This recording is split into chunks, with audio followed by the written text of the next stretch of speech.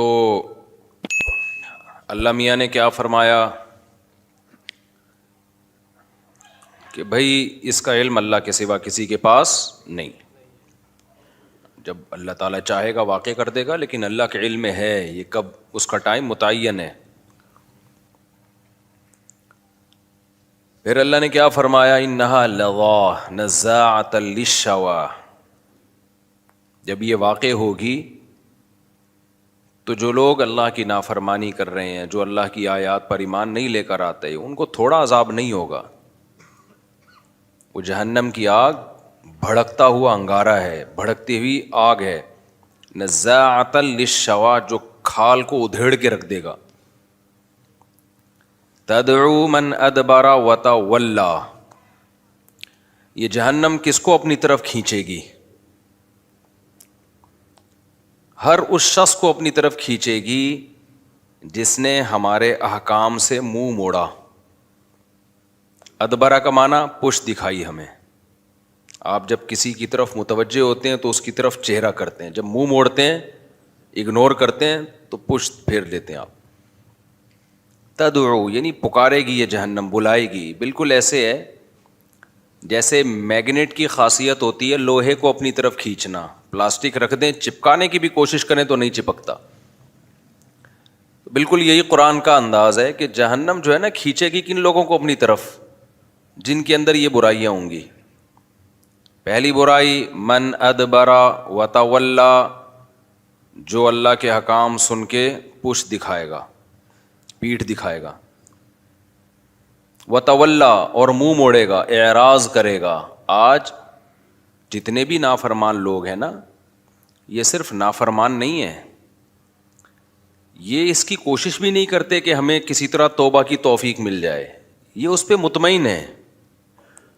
آج میں نے کسی کے کمنٹس پڑھے، اس میں لکھا ہوا تھا کہ بھائی پاکستانی لوگ جو ہے نا، بس ان کو زندگی بھر جو ہے وہ کمانے کی فکر ہوتی ہے، پھر 40 سال تک جو ہے پھر وہ بچے ہوتے ہیں ان کے، پھر ان کی بچوں کی فکر ہوتی ہے، پھر 60-70 سال کے بعد آخرت کی فکر میں لگ جاتے ہیں. اسی میں ان کی زندگی برباد ہو رہی ہے. یعنی اس نے آخرت کی فکر کو کتنا ہلکا لے کے بیان کیا ہے کہ پاکستانی قوم جو ہے شروع میں پڑھائی کی فکروں میں ٹائم گزرتا ہے ان کا، پھر شادی بیاہ کی فکروں میں گزرتا ہے، پھر بچوں کی شادیوں کی فکروں میں گزرتا ہے، پھر اس کے بعد یہ اس نے لکھا تھا کہ یعنی صحت کی تو فکر ہوتی نہیں ہے، بس یہ چند مخصوص فکریں ہیں. لہذا عمر جو ہے نا ان کی بڑی چھوٹی ہو گئی ہے، 60-70 سال میں مرمرا جاتے ہیں، اور گورا 80-80 90 100 سال جی رہا ہے. تو ریٹائرمنٹ کی عمریں بڑھا دی ان لوگوں نے. صحت کا تو ہے ہی نہیں. تو بھائی تو صرف اتنا کہہ دے کہ صحت کی تو فکر ہی نہیں کرتے، پہلے پڑھائی کی فکر میں لگتے ہیں، کمانے کی فکر میں لگتے ہیں، بچے پیدا کرنے کی فکر میں لگتے ہیں، اور پھر جو ہے وہ ریٹائرمنٹ کے بعد گھر میں پڑے پڑے کوئی کام نہیں ہوتا. یہ کہہ دو آپ، یہ آخر میں یہ تڑکا لگانے کی کیا ضرورت ہے کہ بھئی پھر 40-50 سال کے بعد آخرت کی فکر میں لگ جاتے ہیں. اللہ اللہ کوئی حج کر رہا ہوتا ہے نا لوگ ریٹائرمنٹ کے بعد، چلو یار اب حج کر کے آ جاؤ، چلو تھوڑا سا تبلیغ والوں کے ساتھ بیٹھ جاؤ. تو میں نے کہا اس نے یہ جملہ کہا، اس کی نظر میں یہ جملہ بہت ہلکا ہے. آپ کو پتہ ہے اللہ کی نظر میں یہ جملہ بہت بھاری ہے، بہت بھاری جملہ ہے. کیا کہہ دیا تو نے؟ ایک مذاق میں تو نے اس کو کہہ دیا کہ آخرت کی فکر میں لگ جاتے ہیں. یہ سب وہ لوگ ہیں جن بیچاروں کو اپنی پیدائش کا مقصد ہی ان کے پیش نظر نہیں ہے. وہ سمجھ رہے ہیں بے وقوف لوگ ہیں. یعنی اللہ ایسے لوگوں کو احمق ترین لوگ قرار دیتا ہے. اللہ پتہ ہے ایسے لوگوں کو کیا کہتا ہے؟ ام حسبتم انما خلقناکم عبثا. اچھا یہ جس نے یہ کمنٹس کیے اس کی نظر میں کارآمد انسان کون ہونا چاہیے؟ اب یعنی وہ کیا چاہ رہا ہے کہ کیسا ہونا چاہیے؟ یعنی وہ ایسا ہونا چاہیے کہ شروع میں آپ پڑھائی کی فکر میں نہ لگیں. کیا کریں بھائی پھر ہم؟ پھر اس کے بعد آپ شادی کی فکر میں نہ لگیں، پھر بچے پیدا کرنے کی فکر میں نہ لگیں، پھر بچوں کی فکر میں نہ لگیں، اور آخر میں آخرت کی فکر میں بھی نہ لگیں. تو کیا کرے بھائی پھر وہ؟ یہ لوگ نا، یہ وہ غلام لوگ ہیں جو غیر مسلموں سے اتنے انسپائر ہو گئے ہیں، متاثر ہو گئے ہیں، اتنے پاگل ہو گئے ہیں کہ کہتے ہیں نا کوا چلا ہنس کی چال اور اپنی بھی بھول گیا، یعنی گورے سے بھی 4 ہاتھ آگے نکلنے کی کوشش کر رہے ہیں. ایسی ٹینشن لیس زندگی دنیا میں کسی کی بھی نہیں ہے کہ فکروں سے مکمل ہی آزاد ہو جائیں. تبھی ایک بات اکثر کہی جاتی نا، وہ قیصر راجہ صاحب نے بڑی خاندانی بات کی تھی نا، کہ میرے بارے میں کہا کہ آپ نے دیسی ملحدوں کو بہت زیادہ ویلیو دے دی ہے. تو قیصر راجہ صاحب کی فیلڈ ہے نا یہ الحاد پہ کام کرنا. تو یہ بات واقعی میں نے مشاہدہ کیا ہے کہ یہ جو دیسی ملحد ہے نا، یہ گوروں کے ایتھیس سے 2 ہاتھ آگے ہوتے ہیں. گورا جب بات کرتا ہے نا، گورے میں جو ایتھیسٹ ہیں وہ میں بھی کر کے بات کرتے ہیں کہ بھائی ہو سکتا ہے خدا ہو سکتا ہے نہ ہو. وہ اتنا اس سے آگے نہیں بڑھتے. ان میں جو ایجوکیٹڈ لوگ ہیں خاص طور پر، وہ مذاق نہیں اڑاتے اسلامی حکام کا. آپ ان سے بات کریں وہ بھپتیاں نہیں کستے. یہ جو ہمارے دیسی لوگ ہیں نا، یہ وہ ہیں جیسے کسی غریب کے پاس نیا پیسہ آ جائے تو اپنی اوقات بھول جاتا ہے. تو یہ سمجھتے ہیں ہم ایکچولی جب ہم خدا کا انکار کریں گے نا، ہم کہیں گے اللہ نہیں ہے، خدا نہیں ہے، مذہب غلط ہے، تو دنیا ہمیں ایجوکیٹڈ اور پڑھا لکھا سمجھے گی. لوگ یہ سمجھیں گے یہ دقیانوس نہیں ہے کہ مذہب کو فالو کرنے کی وہ کر رہے ہیں. ہم بالکل براڈ مائنڈڈ لوگ ہیں، ہمارا کوئی مذہب نہیں ہے. یہ جیسے کوئی کہتا ہے نا ہمارا کوئی فرقہ نہیں ہے. یہ مسلمانوں کے سیکولر ہیں جو کہتے ہیں ہمارا کوئی فرقہ نہیں ہے. یہ نعرہ بڑا اٹریکٹیو ہے، ہمارا کوئی مذہب نہیں ہے، ہمارا کوئی فرقہ نہیں ہے. وہ شو کرتے ہیں ہم نیوٹرل لوگ ہیں. اور آپ کو پتہ ہے انسانی نیچر ہے کہ وہ ہمیشہ نیوٹرل لوگوں کی بات کو ویلیو دیتا ہے. مثال کے طور پر میرا جھگڑا چل رہا ہے ان کے ساتھ، پھڈا میرا ان کے ساتھ ہو رہا ہے، میں دعویٰ کر رہا ہوں اس نے پیسے چرائے، یہ کہہ رہے نہیں چرائے. تو اب میرے چچا سے تھوڑی فیصلہ کروائیں گے، کیونکہ وہ تو نیوٹرل تھوڑی ہے بھائی، وہ تو مجھے سپورٹ کریں گے. ان کے ماموں ان کو ایک ایسا بندہ ہم لے کر آئیں گے جو نہ اس کا نہ ادھر کا. تو یہاں یہی فارمولا فٹ کرتے ہیں، دیکھو میرا تو کوئی فرقہ نہیں ہے، میں تو نیوٹرل ہوں. لوگ کہتے ہیں بندہ نیوٹرل ہے. یار یہ بات کرے گا تو قرآن حدیث کی کرے گا، اس پہ نہ دیوبندیت کی چھاپ ہے، نہ حنفیت کی چھاپ ہے، نہ شافیت کی چھاپ ہے، نہ اہل حدیث ہے. یہ بندہ کیا ہے؟ نیوٹرل. یہ نفسیات سے کھیلنے والی باتیں. میں بتاتا ہوں یہ منجنوں میں گڑبڑ کیا ہو رہی ہے. اسی طرح جو ایتھیسٹ لوگ ہیں نا، جو دیسی ایتھیسٹ ہیں، جو یہاں سے گئے اور وہاں جا کے بہک گئے، کیونکہ انہوں نے کبھی اس طرح چڑیاں پہنی ہوئی عورتیں دیکھی نہیں تھی. اتنی بڑی تعداد میں شراب کباب، جب وہاں گئے نا تو پاگل ہو گئے، بے یہ کیا ہے یار، یہ لائف یہ ہے انجوائمنٹ اصل. تو شراب کباب اور وہ اوٹ پٹانگ اتنا جتنا گورا بھی نہیں ہوگا اس میں.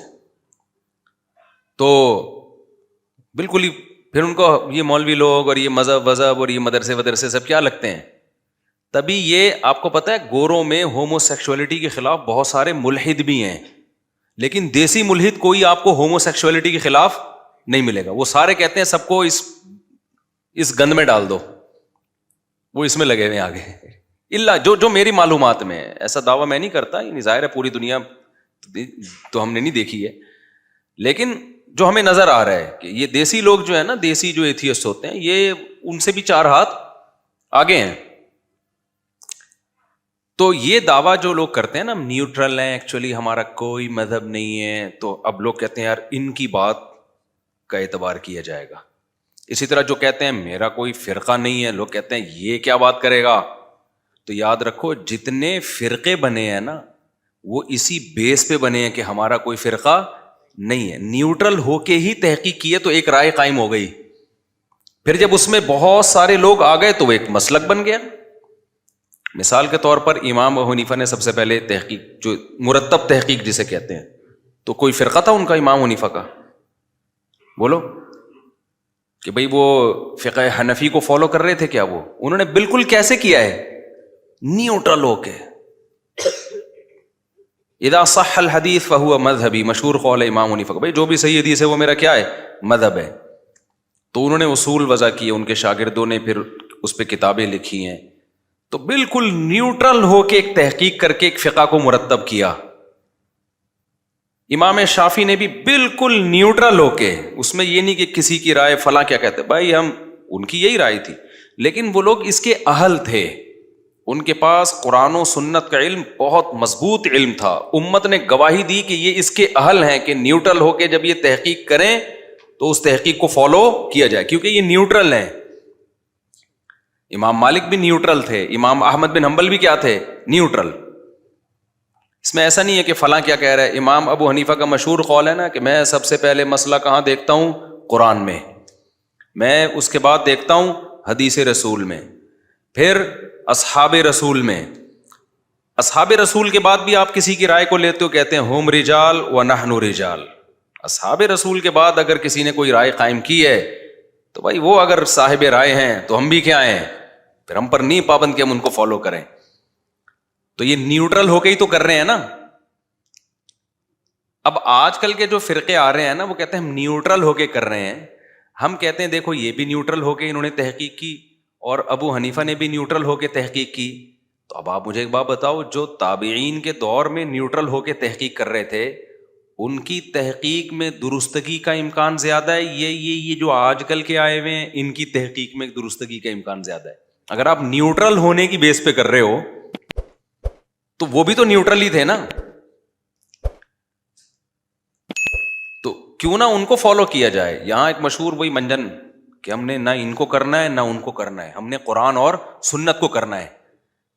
تو اب یہ بھی قرآن و سنت کا دعویٰ کر رہا ہے, ابو حنیفہ بھی قرآن و سنت کا دعویٰ کر رہے ہیں, تو وہی باتیں جو یہ کر رہے ہیں وہی بھی کر کے گئے ہیں.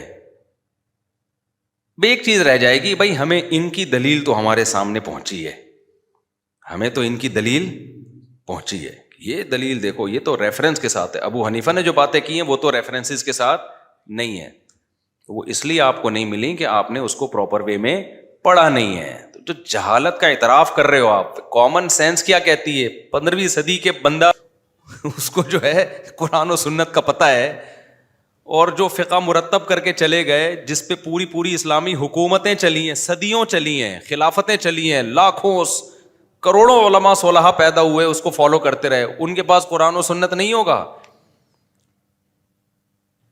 تو یہ منجن کی مختلف کیا ہیں بھائی قسمیں. تو ہاں اب سب نے نیوٹرل ہو کے ہی تحقیق کی ہے, امام شافعی نے بھی. اس نیوٹرل ہو کے تحقیق میں بہت سے مسائل میں اتفاق ہو گیا اور کچھ مسائل میں کیا ہو گیا, اختلاف. ہم کہتے ہیں یہ بڑے بڑے علماء نے جب تحقیق کی اور پھر بھی اختلاف باقی جن مسائل میں رہ گیا, اب وہ حل نہیں ہو سکتا. وجہ اس کی یہ کہ کچھ نہ کچھ دونوں طرف دلائل ہیں. جب دونوں طرف دلائل ہیں تو اٹ مینس کہ یہ حل ہونے والا مسئلہ نہیں ہے. تو کوئی بات نہیں, نہیں حل ہو رہا, کسی ایک کو فالو کر لو, دوسرے کو برا بلا مت کہو. یہ لوگ جس ٹریک پہ لے کے چل رہے ہیں نا, یہ میرا موضوع نہیں ہے, بس میں اس کو سمیٹ رہا ہوں, آ رہا ہوں دوسری طرف. یہ جس ٹریک پہ لے کے چل رہے ہیں نا, یہ نیوٹرل گیری قیامت تک چلتی رہے گی.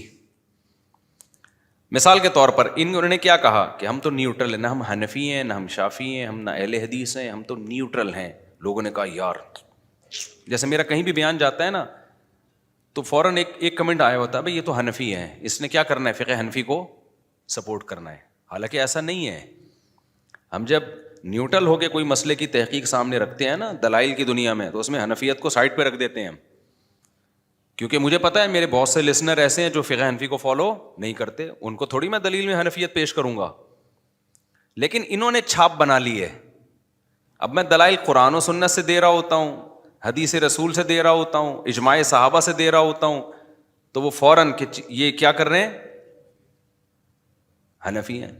حالانکہ وہ مسئلہ امام شافعی کا بھی ہوتا ہے, وہ امام احمد بن حنبل کا بھی ہوتا ہے, وہی امام بخاری کا بھی ہوتا ہے, وہ امام مالک کا بھی ہوتا ہے, ساری دنیا کا وہی ہوتا ہے. تو یہ پروپیگنڈے کی دنیا ہے. اب نیوٹرل گیری کو آپ سمجھ لیں پہلے. نیوٹرل گیری جو آج کل چل رہی ہے نا کہ ہم تو نیوٹرل ہے, ہم پہ کسی فرقے کی چھاپ نہیں ہے. ہوتا پتہ ہے کیا ہے, اب لوگ کہتے ہیں کہ بھائی دو مولویوں میں جب پھڈا چل رہا ہے نا, اب ایک سواد ضاد کا بھی تھوڑا سا پھڈا شروع ہوا ہے, ضاد اور ضوا ہے کہ ضاد ہے. اس میں بھی لوگوں نے کیا کیا, ایک عالم کا بیان آیا کہ بھئی یہ ضاد ہے, دال کی طرح ہے. میرا پرانا بیان کسی نے چلایا کہ یہ ضا کی مشابہ ہے. اور ایک اور کیا نام ہے ان کا, مفتی عبدالواحد قریشی صاحب ہے نا, ان کا بھی بیان آیا کہ یہ ضا کے مشابہ ہے, ضا کے مشابہ. اب یہ دو علماء کا اختلاف تھا, تو کسی تیسرے نے آ کے کہا کہ میں تو نیوٹرل ہوں بھائی. وہ اس نے اپنی رائے پیش کر دی. یاد رکھو, نیوٹرل آدمی جب اپنی رائے پیش کر دیتا ہے نا تو وہ نیوٹرل رہتا نہیں ہے, وہ خود اس جھگڑے میں کیا ہو گیا؟ ایک فریق بن گیا ہے. سمجھ میں آ رہی ہے بات کہ نہیں آ رہی ہے؟ مذہبی جھگڑا جب بھی ہوگا تو نیوٹرل قرآن و سنت ہیں. وہ جس کو کہہ رہے ہوں کہ یہ ٹھیک ہے وہ تو ٹھیک ہوگا.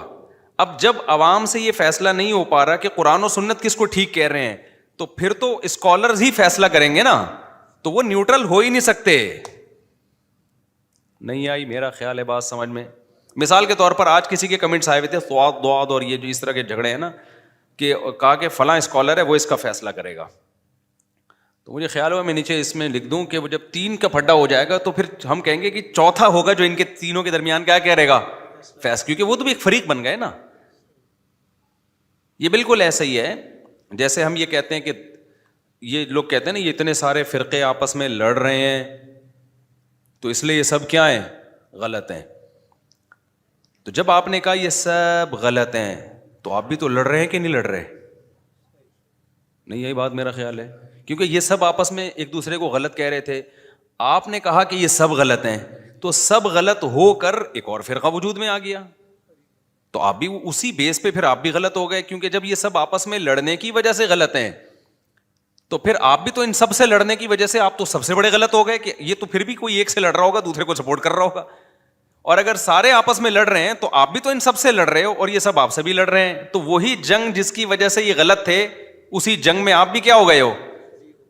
تو یہ جو منجن بکھ رہا ہے نا کہ سارے فرقوں کو ختم کر کے لڑائی ختم کرنی ہے, یہ منجن ہی غلط ہے. یہ لڑائی قیامت تک ختم نہیں ہو سکتی, کیونکہ ان فرقوں سے ہٹ کر ذرا اوپر جاؤ. یہ تو قرآن و سنت کا سہارا لیتے ہیں نا.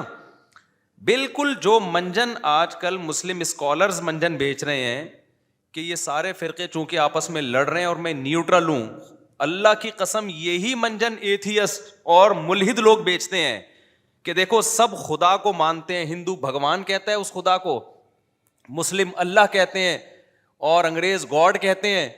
خدا کو ماننے والوں میں کتنے فرقے آپس میں بنے ہوئے ہیں.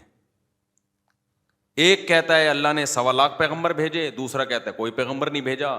ایک کہتا ہے کہ جی اتنے بھگوان ہیں, ایک کہتا ہے اتنے بھگوان ہیں. تو خدا کو ماننے والے لوگوں میں اتنے فرقے ہیں, یہ کسی ایک بات پہ جمع کیوں نہیں ہوتے؟ تو جب تک یہ کسی ایک بات پہ جمع نہیں ہوتے یہ سارے کیا ہیں, غلط ہے. تو یہ ایتھیس لوگ وہی نعرہ لگاتے ہیں جو مسلم اسکالرز مسلمانوں کو تانا دے کے اپنے آپ کو صحیح قرار دینے کی کوشش کرتے ہیں.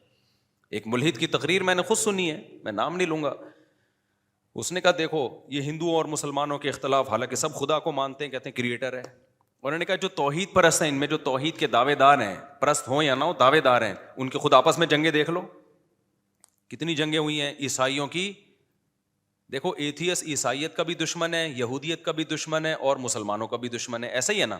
تو کہتا ہے دیکھو یہ سب تو ایک اللہ کو مانتے ہیں اور اسی اللہ کو مانتے ہیں جس نے پیغمبروں کو نبی بنا کے بھیجا. یہ سب ابراہیم کو, موسیٰ علیہ السلام اور یوسف, یہ سب کو یہودی عیسائی مسلمان مانتے ہیں. دیکھو آپس میں ایک دوسرے کو سب غلط قرار دیتے ہیں, ٹھیک ہے نا. مسلمان کہتے ہیں عیسائی جہنم میں جائیں گے, عیسائی کہتے ہیں مسلمان جہنم میں جائیں گے, یہودی کہتے ہیں تم دونوں جہنم میں جاؤ گے, اور مسلمان اور عیسائی مل کے یہودی کو کہتے ہیں تم کہاں جاؤ گے, جہنم میں جاؤ گے. تو ایتھیس لوگ آئے, دیکھا ان کے کلپ, جو آج کل کے اسکالر جو نیوٹرل کہتے ہیں نا ہمارا کوئی فرقہ نہیں, وہ دکھاتے, وہ دیکھو دیوبندی نے بریلوی کے خلاف فتویٰ دیا, اہل حدیث نے دیوبندی کے خلاف فتویٰ دیا, پھر دیوبندی نے اہل حدیث کے خلاف فتویٰ دیا, پھر دونوں نے مل کے دیوبندی کے خلاف فتویٰ دیا. بالکل وہی لطیفہ مجھے یاد آتا ہے کہ ایک آدمی کے پہلے سے بچے تھے, اس کی شادی ہو گئی خاتون سے جس کے پہلے سے بچے تھے, اب دونوں کے بھی بچے ہو گئے ہیں بھائی. تو ابھی آفس میں بیگم کا فون آیا, دیکھیں میرے بچوں نے آپ کے بچوں کو مل کے مارا, آپ کے بچوں نے میرے بچوں کو مل کے مارا, پھر آپ کے بچوں نے اور میرے بچوں نے ہم دونوں کے بچوں کو مل کے مارا ہے, میں بہت ٹینشن میں ہوں, آپ گھر پہنچے. تو یہ جو نیوٹرل اسکالرز کی بات کر رہا ہوں جو کہتے ہیں نا ہم حنفی ہیں, نہ دیوبندی ہیں, نہ بریلوی ہیں, نہ اہل حدیث ہیں, ایکچولی ہم کوئی فرقے تو یہ منجن ہے, صحیح ہے نا. میں اصل فرقہ پرستی ختم کرنے کا کیا طریقہ ہے وہ میں بھی بتا رہا ہوں, یہ بہترین منجن ہے. تو یہی منجن ایتھیس لوگ بیچتے ہیں کہ دیکھو عیسائیت یہودیت مسلمانوں کی تو جنگیں ہوئی ہیں, صلیبی جنگیں ہیں صلاح الدین ایوبی کی, کتنی طویل عرصہ وہ جنگیں چلی, انگریزوں نے اس پہ فلمیں بنائی ہیں, طویل عرصے تک جنگوں میں تلواروں کی چھاؤں میں ہی مسلمانوں کا ٹائم گزرا ہے. غزوہ بدر سے ہم شروع کرتے ہیں نا تو اب تک جنگ ہی چل رہی ہے. تو ایتھیسٹ بولتا ہے یہ دیکھو یہ سب ایک خدا کو مانتے ہیں. یہودی بھی اللہ کو مانتا ہے, مسلمان بھی کس کو مانتے ہیں؟ اللہ کو مانتے ہیں, لیکن آپس میں تو یہ ہو نہیں سکتے. یہودی کہتا ہے عیسیٰ علیہ السلام اللہ کے معاذ اللہ اللہ کے نبی نہیں ہے, معاذ اللہ نقل کفر, وہ تو ولد الزنا ہے, معاذ اللہ نقل کفر, مریم نے معاذ اللہ, یہ تو منہ سے بولتے ہوئے بھی ہمیں خدا کا اللہ کا خوف آتا ہے. وہ تو ان کو معاذ اللہ نقل کفر ولد الزنا کہتے ہیں, اور عیسائی کہتے ہیں ولد الزنا ہونا دور کی بات, وہ تو اللہ کے بیٹے ہیں. ابے دیکھو بھائی, ایک کہہ رہا ہے, اب وہ کلپ نکال کے چلانا شروع کریں تھی اور چلاتے ہیں. ایک کہہ رہا ہے کہ اللہ کے پیغمبر ہیں, دوسرا کہہ رہے ہیں عام انسان نہیں بلکہ معاذ اللہ ان کا تو نسب ہی نہیں ہے. اور مسلمانوں نے کہا یہ دونوں غلط ہیں, ٹھیک ہے نا, یہ دونوں جہنم پہ جائیں گے, کیونکہ اصل پیغمبر تو کون ہے؟ محمد صلی اللہ علیہ وسلم ہے. یہ منجن ملحد لوگ بیچتے ہیں. بالکل یہی اسٹائل ان سیکولر لوگوں کا ہے جو لوگوں کو علماء سے کٹا رہے ہیں اور کہتے ہیں ہم کسی فرقے کو نہیں مانتے کیونکہ یہ کلپ دیکھو, یہ دیوبندی بریلوی کو گالیاں دے رہا ہے, یہ بریلوی دیوبندی کو برا بلا کہہ رہا ہے, یہ اہل حدیث فلاں کے خلاف کلپ. یہ آپس میں تو مل بیٹھ نہیں سکتے, یہ آپس میں نہیں ملتے, ہمیں کیا ملائیں گے؟ وہی ایک آدمی کی آنکھوں میں بھینگا پن تھا نا, بھینگا پن تھا ایک آدمی کی آنکھوں میں, تو اب کسی نے, اس کے دوست نے مذاق میں کہہ دیا تیری آنکھیں فلاں فلم کے ہیرو سے ملتی ہیں. یہ کسی لڑکی نے کہہ دیا چھیڑنے کی نیت سے نا, کہ تھوڑا بیچارہ خوش ہو جائے گا, یہ دل پہ لے گیا, یہ سمجھا واقعی میری آنکھیں فلاں ہیرو سے ملتی ہیں. تو اپنے دوست سے اس نے کہا کہ بھائی ذرا میری آنکھوں میں آنکھیں ڈال کے بتانا میری آنکھیں فلاں فلم کے ہیرو سے ملتی ہیں کہ نہیں ملتی. اس نے بہت غور سے آنکھوں کی میں گھس کے کہا یہ تو آپس میں نہیں ملتی, فلاں سے کہاں سے ملیں گی یہ. تو یہ اسکالر کیا کہتے ہیں بھائی, یہ دیوبندی بریلوی اہل حدیث یہ تو آپس میں ہی مسئلے حل نہیں کر پا رہے, ان سے بولو پہلے اپنے مسئلے تو حل کرو. یہ تو اس لیے ہم فرقہ پرستی کے خلاف ہیں, ہم جو دین لا رہے ہیں وہ کیا ہے؟ بالکل یہی اسٹائل کس کا ہے؟ ملحدین کا. تو جو جواب ہم ملحدین کو دیتے ہیں وہی ہم کس کو دیتے ہیں؟ ان اسکالرس کو دیتے ہیں کہ بھائی صاحب اگر یہودی عیسائی مسلمان ایک دوسرے کو غلط قرار دے رہے ہیں تو محض ایک دوسرے کو غلط قرار دینے کی بیس پہ تینوں غلط نہیں ہو جاتے. بعض دفعہ تین آدمی لڑ رہے ہوتے ہیں, ایک حق پر ہوتا ہے, دو کیا ہوتے ہیں؟ ناحق ہوتے ہیں. اس بیس پر کسی کو غلط قرار دینا ٹھیک نہیں ہے. محلے میں دو آدمی لڑ رہے ہیں, آپ نے کہا دونوں لڑ رہے ہیں دونوں غلط ہیں, آپ نے آ کے دونوں کو کوٹنا شروع کر دیا. تو جس بیس پہ آپ نے دونوں کو غلط قرار دیا اس بیس پہ آپ خود بھی غلط ہو گئے کہ نہیں ہو گئے؟ پھر تو کوئی ایتھیسٹ سے ہٹ کے کوئی نیا بندہ ہے وہ کہے کہ میں ایتھیسٹ کو بھی نہیں مانتا. ایک چیز مارکیٹ میں آئی ہے جس کو فری تھنکر کہا جاتا ہے. فری تھنکر, یہ مجھے پتا چلا جب میں ملیشیا میں گیا نا, تو ایک بندہ ویسی گپ شپ ہو رہی تھی, میں نے کہا آپ کا مذہب کیا ہے؟ اس نے کہا میں فری تھنکر. ابے میں نے کہا یہ کیا ہے؟ تھنک سے ہی فری ہو گیا. فری تھنکر کا مطلب خالص ذہن ہوں میں. وہ یہ دلیل دے سکتا ہے کہ ایتھیسٹ کہہ رہا ہے خدا نہیں ہے, مسلمان کہہ رہے ہیں اللہ ہے, اور یہودی بھی کہہ رہے ہیں اللہ ہے. یعنی کچھ لوگ کہہ رہے ہیں اللہ ہے, کچھ کہہ رہے ہیں اللہ نہیں ہے. پھر جو کہہ رہے ہیں اللہ ہے ان میں اتنے فرقے ہیں, کوئی کہہ رہے ایک ہے, کوئی کہہ رہے بہت سارے ہیں. اس کا نام کیا ہے اس میں اختلاف ہے. مسلمان کہتے ہیں اس کا نام اللہ ہے, ہندو کہتے ہیں اس کو کیا کہتے ہیں؟ بھگوان کہتے ہیں. پھر جو ایک خدا کو مانتے ہیں ان میں کتنے فرقے ہیں. ایک کہتے ہیں عیسیٰ علیہ السلام اللہ کے بیٹے ہیں, عام پیغمبروں سے بھی بہت اونچے ہیں, وہ تو اللہ کے بیٹے ہیں. ایک کہہ رہے کہ وہ تو معاذ اللہ نقل کفر, وہ تو ولد الزنا ہے, نقل کفر کفر نباشت. اور مسلمان کہہ رہے ہیں بھائی کہ عیسیٰ اللہ کے نبی ہیں, لیکن محمد صلی اللہ علیہ وسلم وہ بھی اللہ کے نبی ہیں. تو وہ فری تھنکر کیا. اور دوسرا کہہ رہے خدا سرے سے ہے ہی نہیں. تو اس نے کہا یہ سارے غلط ہیں. صحیح کیا ہے بھائی؟ صحیح میں ہوں, صحیح میں ہوں. کیوں صحیح ہو؟ کیونکہ یہ سارے کیا ہیں؟ ابے تو تیرا بھی تو کوئی نظریہ ہوگا نا. اب وہ اگر کوئی نظریہ اختیار کرتا ہے تو وہ بھی فریق کا حصہ بن جاتا ہے. وہ کہتا ہے خدا نہیں ہے تو چل تو بھی تو اسی فریق کا حصہ بن گیا. وہ کہتا ہے خدا ہے تو بھائی ہے تو کس تفصیل کے ساتھ ہے؟ ایک ہے یا بہت سارے ہیں؟ ایک ہے تو آسمانی کتابوں کا ماننے والا ہے. پھر تو کہ پھر جو ہے عیسیٰ اللہ کے بیٹے ہیں یا نہیں ہے, تو بھی تو اسی جنگ میں آ گیا نا بھائی. تو وہ اس کے جواب میں کہتا ہے میرا کوئی کانسیپٹ ہی نہیں ہے, میں فری تھنکر ہوں. یہ مطلب ہے میرا کوئی فرقہ نہیں ہے. جب کہتا ہے نا کوئی میرا کوئی فرقہ نہیں ہے، تو اس کا مطلب میں فری تھنکر، وہ جو جس کا اینڈ وہاں ہوا تھا نا، تو بھی یہی ہے. تو یہ مارکیٹ میں منجن کیا ہو رہا ہے. تو بھائی آپ نہ فرقوں کو ختم کر سکتے ہو، کوشش کرو ختم کرنے کی. کوشش کیسے کرو؟ آپ اس میں تحقیق کرو ان میں صحیح کون سا ہے، جو صحیح ہے اس کو سپورٹ کرو. اس صحیح میں اگر کچھ غلطیاں ہیں تو ان کی اصلاح کی کوشش کرو. یہ طریقہ ہے. اور چھوڑ دو جو صحیح نہیں ہوتا اس کو اپنے حال پہ چھوڑ دو، وہ آپ کے ذمے نہیں ہے. نہ قیامت میں آپ سے سوال ہوگا. ہمارے نبی صلی اللہ علیہ وسلم کو اللہ نے بھیجا، فرقوں کو ختم کرنا تو بات کی بات ہے. سب سے پہلے تو دنیا کے مختلف مذاہب کا مسئلہ تو فرقوں سے بھی اوپر کی چیز ہے نا. ارے ایک آدمی دیوبندی بریلوی اہل حدیث بن جاتا ہے، یہ زیادہ برا ہے؟ یہ وہ ہندو ہو جاتا ہے، یہ زیادہ برا ہے؟ ہندو ہو کے تو وہ مانتا ہی نہیں قرآن کو. تو فرقوں کے ختم کرنے سے بڑا ٹاسک جو ہمارے پاس ہے وہ تو مختلف مذاہب کو ختم کرنا ہے. کیونکہ ہمارا یہ دعویٰ ہے کہ اسلام ہی نجات کا واحد ذریعہ ہے. لیکن کیا کر پائے ہم لوگ اب تک؟ اب کوئی ایتھیسٹ کہے کہ تم لوگ آپس میں اختلاف ختم نہیں کر پا رہے، تمہارے تو اتنی جنگیں، تمہاری تو، ہم کہیں گے نہیں کر پا رہے بھائی، ہمارے بس میں نہیں ہے. ہم حق بیان کر دیتے ہیں بھائی، یہ ٹھیک ہے، جس نے ماننا ہے مانے، نہیں مانا تو ہمارے پاس وہ ڈنڈا ہے نہیں چلانے کے لیے. اور اسلام نے ہمیں اجازت بھی نہیں دی ہے کہ ڈنڈا چلا کے لوگوں کو مسلمان کرو. بلکہ اسلام نے کیا کہہ دیا؟ لا اکراہ فی الدین، دین میں کوئی زبردستی نہیں ہے. قد تبین الرشد من الغی، اللہ کہتے ہیں میں نے حق اور باطل کو واضح کر دیا ہے. تو جب زبردستی نہیں ہے تو کوئی بات نہیں. وَلِذَٰلِكَ خَلَقَهُمْ، اللہ پتہ کیا جواب دیتا ہے کہ تم فرقوں سے ٹینشن میں ہو. فرقوں سے بڑا مسئلہ کیا ہے؟ مذہب. جو مذہبی لوگوں کے چینج ہیں، فرقے کم از کم اللہ رسول کو مان تو رہے ہیں نا، تشریحات میں ڈنڈی مار رہے ہیں، گڑبڑ کر رہے ہیں. کچھ ڈنڈی نہیں مار رہے، کچھ ڈنڈی مار رہے ہیں. اس سے بڑی گمراہی تو یہ کہ اللہ ہی کے منکر ہیں بہت سے لوگ. اس سے بڑی گمراہی تو یہ کہ بہت سے لوگ تو اللہ کے ساتھ غیروں کو شریک کر رہے ہیں. تو اب اس پہ نبی بھی پریشان ہوتے تھے کہ یہ کیوں نہیں مان رہے. تو اللہ نے کیا جواب دیا؟ وَلِذَٰلِكَ خَلَقَهُمْ، قرآن کی آیت ہے.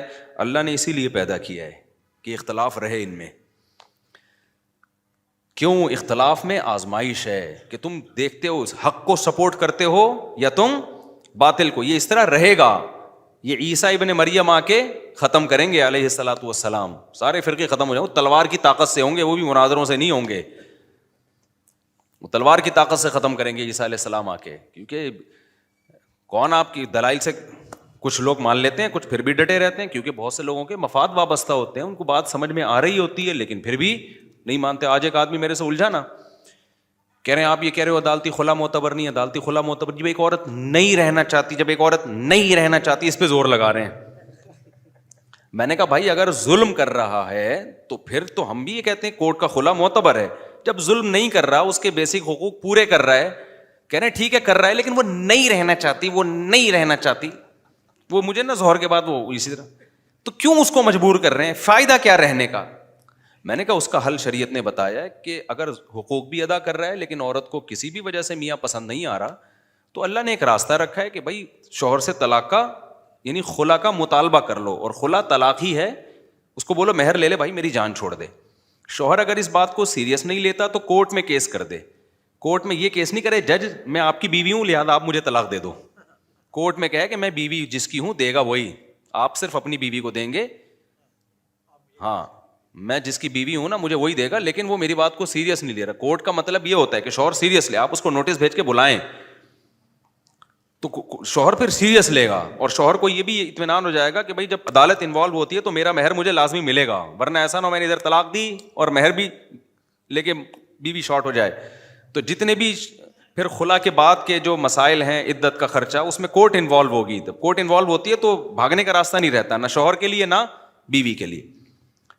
تو میں نے کہا یہ راستہ اگر وہ دے دیتا ہے تو ٹھیک ہے، نہیں دے دیتا تو پھر کیا کرے؟ صبر کرے وہ. کیونکہ طلاق کا حق، نکاح ختم کرنے کا حق تو مرد کے پاس ہے. پھر وہی نہیں، جب وہ نہیں رہنا چاہتی ہے، یہی اسٹائل تھا ان کا. نہیں مفتی صاحب آپ آج ہی کی بات ہے ظہر کے بعد، جب وہ نہیں رہنا چاہتی ہے، میں نے کہا میرے بھائی چھوڑ دے اسلام کو. پھر میں نے کہا میں آپ عقل سے ثابت کرنے میرے پر تھوپ رہے ہو ایک مسئلہ.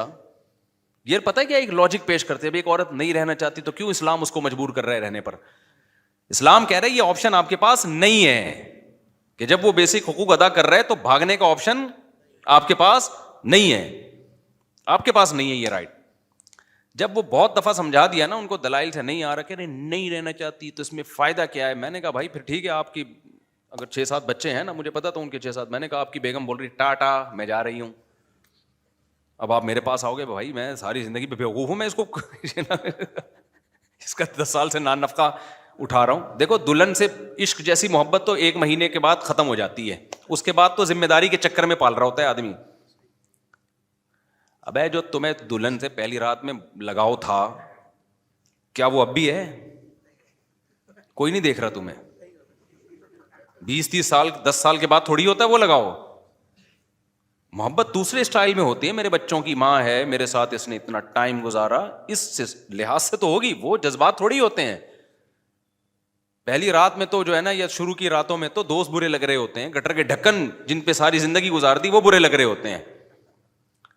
لیکن کیا یہ جذبات بعد میں رہتے ہیں؟ اس کے بعد ذمہ داریاں سمجھ کے، یار وائف ہے میری، یعنی میرے والد کی بہو ہے، میرے بھائیوں کی بھابھی ہے، اور جو ہے کیا نام ہے، ایک میں چھوڑ دوں گا، بدنام ہو جاؤں گا سوسائٹی میں، عزت کا، اور اس کی بھی زندگی برباد ہوگی. تو 10 سال 15 سال اس نے کیا کیے؟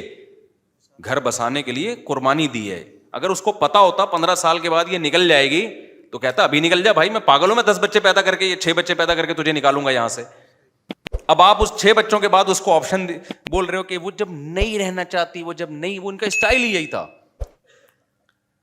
تو میں نے کہا آپ کی بیگم آج بولے 6 بچوں کے بعد کہ میں جا رہی ہوں، آپ بولو گے کہ میں پاگل ہوں؟ بھائی جو تجھے 10 سال 15 سال سے میں پال رہا ہوں، تو پہلے چلی جاتی، پہلے چلی جاتی نا تو. تو میں نے کہا ٹھیک ہے، آپ اپنی بیگم کو یہ مسئلہ بتائیں کہ بیگم کوئی بھی پسند آ جائے نا تمہیں تو تمہارے پاس یہ آپشن ہے، تو تم چلی جانا. اور جب میں تمہیں روکوں گا تو تم کہنا جب میں نہیں رہنا چاہتی تو مجھے کیوں روک رہے؟ تو آپ یہ بولو گے کہ پھر پہلے بول دیتی نا مجھے. اور اب جب عدالتی خلا سوسائٹی میں چلے گا نا تو مرد کو پتا ہے کہ 10 سال کے بعد بھی جا سکتی ہے. تو میں بار بار کہہ رہا ہوں اس کا نقصان کس کو ہوگا بھائی؟ عورت کو ہوگا. مرد کہہ گا جب 10 سال کے بعد بھی کوئی بھروسہ نہیں ہے، جا سکتی ہے. آپ کہہ سکتے ہو نہیں جی ہمیں اپنی بیوی پہ بڑا اعتماد ہے، بڑی نیک ہے، یہ 10-20 سال کے بعد بھی نہیں جائے گی. دنیا میں ایسا اعتماد کہ 20 سال کے بعد کا بھی آپ کو پتا ہو کہ کیا ہونے والا ہے، یہ کسی کے بارے میں بھی نہیں. یہ گارنٹی صرف پیغمبر کی ہو سکتی ہے. یہ تو نہ شوہر کی ایسی ہو سکتی ہے نہ بیوی کی ہو سکتی ہے. آج جو اچھا ہے کل برا ہو سکتا. تبھی تو حدیث میں آتا ہے، تبھی ہم یقینی جنتی کسی کو کہہ سکتے ہیں، نہ جہنمی کہہ سکتے ہیں نہ جنتی. وجہ کیا ہے کہ آج نیک ہے کل برا ہو جائے، آج برا ہے کل کیا ہو جائے، توبہ کر کے اچھا ہو جائے. تو یہ بیوی کے بارے میں کیسے کہہ سکتے ہو کہ آج ٹھیک ہے تو کبھی بھی خراب نہیں ہو سکتی؟ یہ کیسے کہہ سکتے ہو؟ تو اس کا نقصان کیا ہوگا؟ مرد کہے گا جب یہ جس دن یہ نہیں رہنا چاہے گی تو کیا ہوگی، یہ اس کو چھوڑنا پڑے گا. تو میں نے کہا بھائی میں اسلام آپ کے سامنے بتاؤں گا، آپ کو اسلام سمجھ میں نہیں، چھوڑ دو آپ اسلام. پھر وہی اسکالرز آ جاتے ہیں آج کل جو مشکات کی اتنی حدیثیں پھینکتے رہو بیٹھ کے. کوئی حدیث نہیں ہے مشکات کی جس میں آ رہا ہے کہ جب کوئی نہیں رہنا چاہتی تو وہ کیا ہوگا، وہ چلی جائے گی. ایسی کوئی حدیث نہیں ہے مشکات کی، جج کوئی اختیار ہی نہیں ہے. تو خیر ہم کہاں جا رہے تھے؟ تو میں نے کہا بھائی جو فری تھنکر ہے نا، اب وہ کیا کہتا ہے کہ دیکھو یہ اس سے لڑ رہے ہیں، وہ اس سے لڑ رہے ہیں، یہ فلانے سے لڑ رہا ہے، یہ ڈمکانے سے لڑ رہا ہے.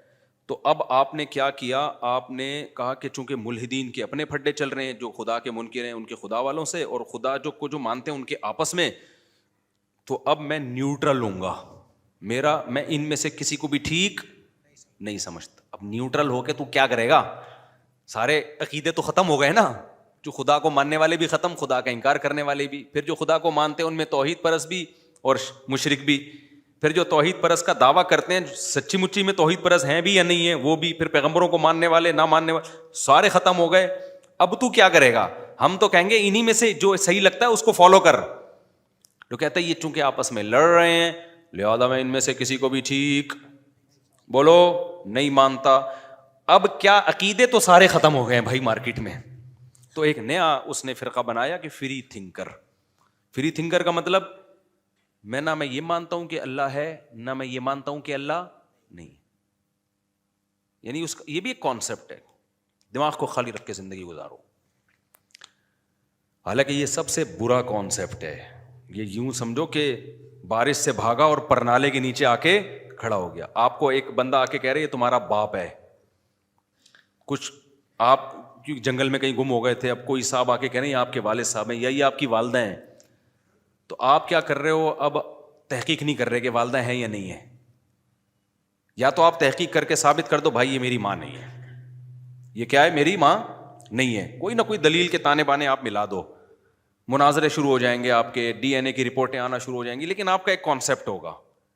تو کچھ لوگ آپ کا ساتھ بولو دے دیں گے, کچھ جو آپ کے دلائل سے متفق ہوں گے. اور اگر آپ نے مان لیا کہ یہ میری ماں ہے تو ہو سکتا ہے کچھ مخالفت کریں اور کچھ آپ کا ساتھ دے دیں کہ یار اس کے دلائل سمجھ میں آ رہے ہیں. لیکن اگر آپ نے یہ کہہ دیا نا بھاڑ میں جائے میری ماں ہے یا نہیں میں نے کیا کرنا ہے, اس پہ کوئی بھی عقل مند آپ کو نہیں چھوڑے گا, بولے گا بھائی تو ماں یار یہ کیسے ہو سکتا ہے کہ یا تو اس کو ماں مان یا ماں نہیں مان. نہیں مانتا ہے تو اجنبی ہے, مانتا ہے تو بھائی تو پھر تو اس سے عام عورتوں سے زیادہ اس سے اچھے سلوک سے بات کرنا پڑے گا, بات کرنی پڑے گی تجھے, اس کے حقوق ادا کرنے پڑیں گے, اس کے قدموں میں بیٹھنا پڑے گا, اس کو رسپیکٹ دینی پڑے گی. آپ کہہ رہے بھاڑ میں جائے رسپیکٹ, وہ دیکھا نہیں ہے جو جن کی مائیں ہوتی ہیں اور جن کی مائیں نہیں ہوتی ان کے آپس میں اختلافات نہیں دیکھے؟ کچھ کہہ رہے ہیں یہ میری ماں ہے, کچھ کہہ رہے ہیں ان کے آپس میں تو پہلے حل کر لیں. ایک کہہ رہے ہیں میری ماں ہے, دوسرا کہہ رہے ہیں میری ماں نہیں ہے, یہ دونوں آپس میں لڑ رہے ہیں. تو ملحد یہی کہتا ہے کہ وہ کہتے ہیں کہ اللہ ہے, وہ کہتے ہیں بھگوان ہے, وہ کہتے ہیں فلانا, یہ آپس میں تو لڑ لیں. یہ سب اٹریکشن کے منجن ہے. اس لیے دنیا میں مذہب بہت سارے رہیں گے, ان بہت سارے مذہبوں میں لڑائیاں بھی ہو سکتی ہیں. ان لڑائیوں کو دیکھ کے کہنا سارے غلط ہیں, یہ دنیا کا سب سے بڑا بے وقوفی والا دعویٰ ہے. بھائی ان میں سارے غلط نہیں ہیں, جو صحیح ہے آپ نے اس کو کیا کرنا ہے, ماننا ہے. کیوں؟ وَلِذَٰلِكَ خَلَقَهُمْ, اللہ کہتے ہیں اتنے مذہب دنیا میں اس لیے رہیں گے کہ میں ان کو آزماؤں گا. میں نے پیدا ہی آزمائش کے لیے کیا ہے. جہاں موسیٰ ہوگا وہاں فرعون بھی ہوگا. فرعون نہ ہوتا تو موسیٰ کی کیا ضرورت تھی پھر؟ سمجھتے ہو کہ نہیں سمجھتے؟ تو حق اور باطل ہمیشہ کیا کرے گا, پیرالل چلتا رہے گا. تو تم نے دیکھنا صحیح کون ہے, کیونکہ اگر سارے ختم ہو گئے تو آزمائشیں ختم ہو جائیں گی. کمال یہی ہے کہ تم اتنے سارے مذہبوں میں تم حق کو پکڑ کے ڈٹے رہے اور اس کو پر قائم رہنے میں تم نے کسی کی مخالفت کی پرواہ نہیں کی, ہر لحاظ سے پھر اس حق کا ساتھ دیا. تبھی اللہ کہتا ہے یہ اختلاف میں قیامت کے دن حل کروں گا. تبھی اللہ تعالیٰ جہاں بھی نبی اختلافات سے پریشان ہوتے تھے نا کہ اتنے سارے لوگ ہیں اور یہ بات بھی نہیں مان رہے, اسلام پہ آ نہیں رہے, تو اللہ کیا فرماتے ہیں, ان ربک یفصل بینہم یوم القیامۃ فیما کانوا فیہ یختلفون. اے نبی تیرا رب قیامت کے دن فیصلہ کرے گا کہ ان میں صحیح کون تھا اور غلط کون ہے. تو میرے پاس ہی آنا ہے انہوں نے, میں فیصلہ کروں گا. اللہ نے یہ نہیں کہا کہ یہ کیونکہ سب آپس میں لڑ رہے ہیں لہذا سارے غلط ہیں, ٹھیک ہے نا. تو بالکل فرقوں میں بھی جب اسلام دنیا میں آیا تو ان میں فرقے بن گئے, ان میں کیا بن گئے, فرقے. اب دیکھو ایک اہم پوائنٹ کی بات ہے, اللہ کی بات سمجھ میں آ جائے. کیا اللہ نے ایسا کیا کہ جب دنیا کے سارے مذاہب غلط ہو گئے تھے تو اللہ نے سب کو غلط ہی چلا دیا؟ اللہ نے حق پیغمبر کو بھیجا نا, محمد صلی اللہ علیہ وسلم کو, اور آخری نبی بنا کے بھیجا. تو پتہ ہے آخری نبی کی برکت سے کام کیا ہوا ہے, ایک بڑا خاندانی کام ہو گیا.